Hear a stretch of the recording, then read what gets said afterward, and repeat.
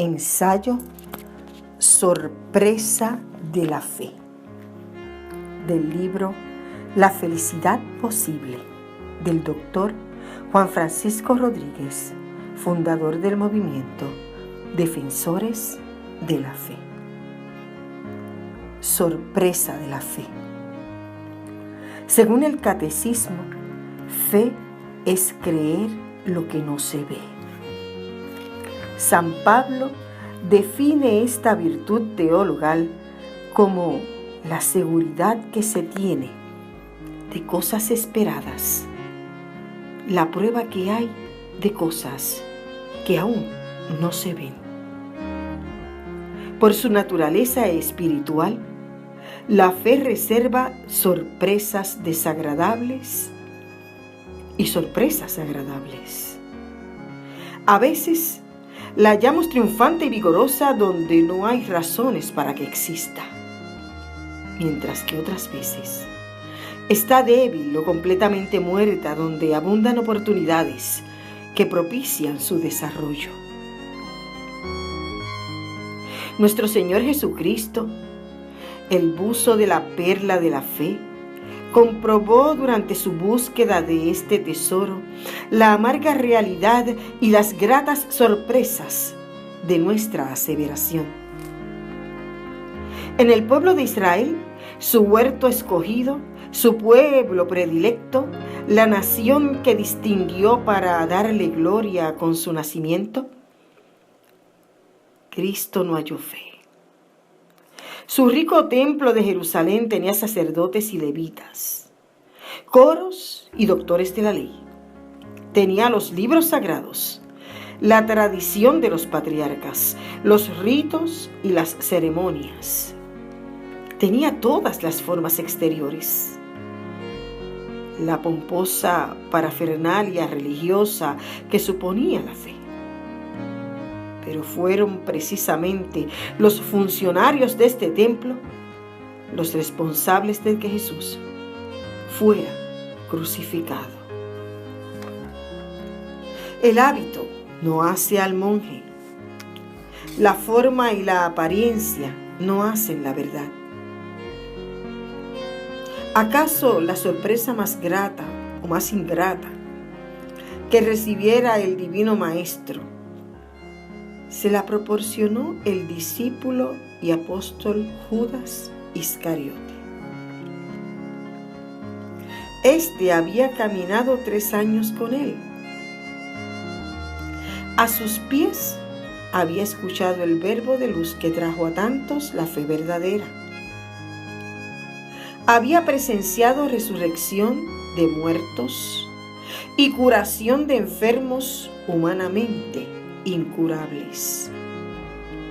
Había visto transformarse ciudades al paso de Jesús. Los discursos del Maestro sobre la fe los había escuchado Judas. El ambiente que rodeaba a este hombre era de fe. Por eso, Cristo se sorprendió tanto que lamentó su beso delator con estas palabras: Judas, con un beso entregas al Hijo del Hombre. He aquí una sorpresa trágicamente desagradable de la fe, o más bien, de la falta de fe. Presentemos ahora quizás la sorpresa más agradable, que llevó palpitaciones de júbilo al tierno corazón del Maestro. Dejemos al evangelista San Lucas narrarnos la ocasión. Y citamos: Y después que Jesús hubo concluido todos sus dichos a oídos del pueblo, entró en Capernaum. Y el siervo de cierto centurión, a quien éste estimaba mucho, estaba enfermo y a punto de morir.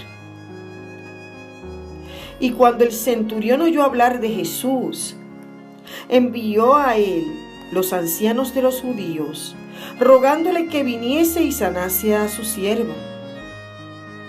Y ellos, viniendo a Jesús, le rogaron diciendo: digno es de que hagas esto por él, porque ama nuestra nación, y él nos edificó la sinagoga.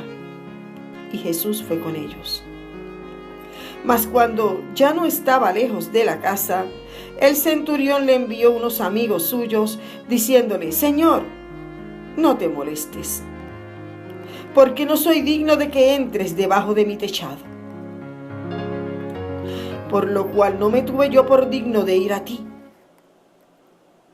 Pero di la palabra, y mi criado quedará sano. Porque también yo, siendo hombre subalterno, tengo soldados sujetos a mí, y digo a este: ve y va, y al otro: ven y viene. Y a mi siervo: haz esto, y lo hace. Y cuando Jesús oyó esto, maravillóse de él, y volviéndose al gentío que le seguía, dijo: os digo que ni aun en Israel he hallado fe tan grande. Y volviéndose a la casa, los enviados hallaron sano al siervo.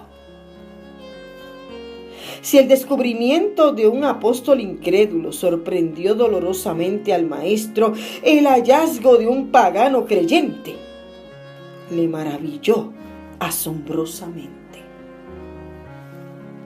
La vida del soldado es prácticamente negativa a la fe.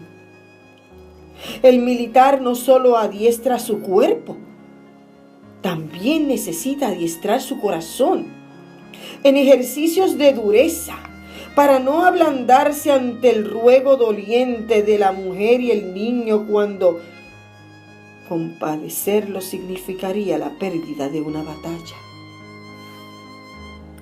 El soldado del Imperio Romano era un conquistador. Su crueldad lo hizo vencedor. Su culto era el politeísmo.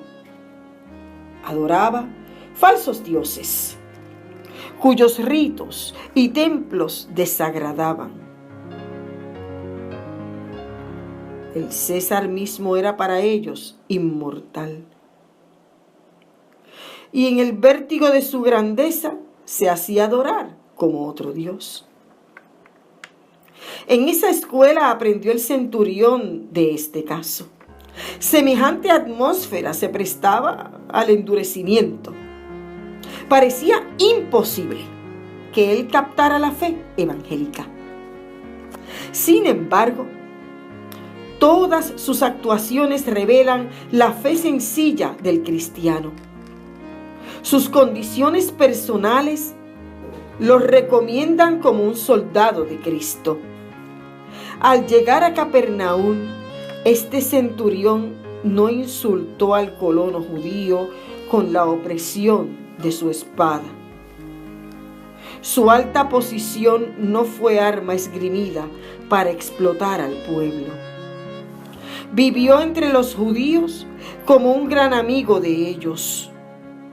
Como estos no podían levantar la sinagoga del pueblo, el centurión la edificó por su cuenta.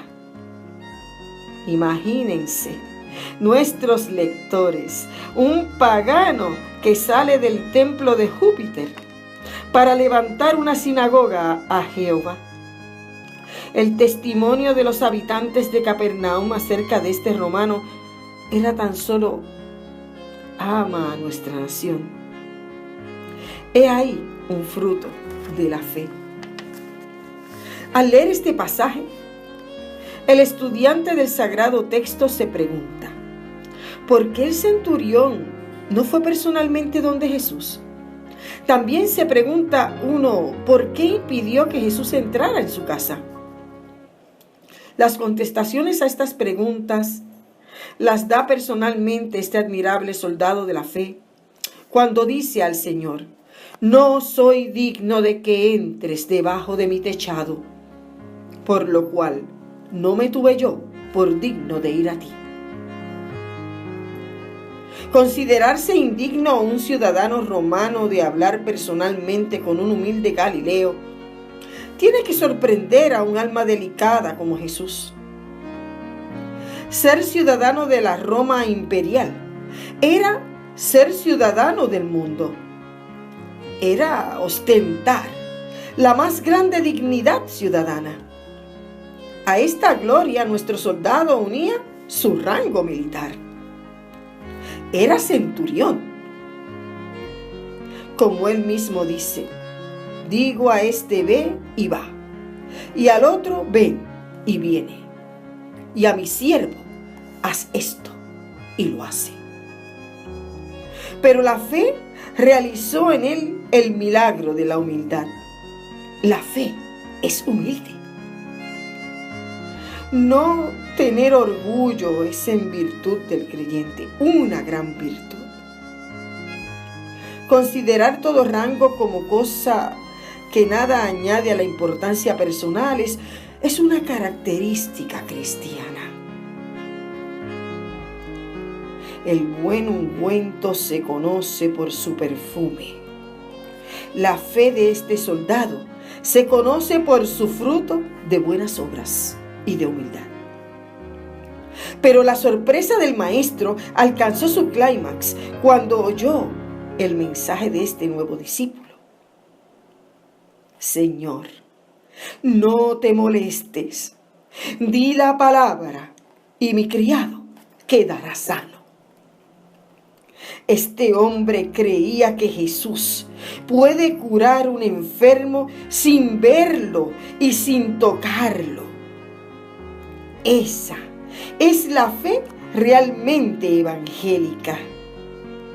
El cristiano sabe que Cristo puede quitar sus enfermedades y resolver sus problemas, lo mismo en la mar que en la tierra. La distancia no importa, basta la fe. Al ver la calidad de fe que adornaba el alma de este centurión, el maestro se maravilló y le dijo a la multitud: os digo que ni aún en Israel he hallado fe tan grande. Esas son las sorpresas de la fe. Pedimos para nuestros lectores la fe del centurión, la fe del creyente verdadero, la fe que maravilla a Jesús, y que reciban de Él las ricas bendiciones de una vida feliz en este mundo y la gloria eterna en los cielos. Amigos, Cristo busca hombres y mujeres de fe. El tesoro que más estima y la prenda que desea ver en cada persona es una fe sencilla en su sangre preciosa, vertida en la cruz para redención de la humanidad creyente. Sus palabras son: el que crea en mí, aunque estuviere muerto, vivirá. Él os bendiga.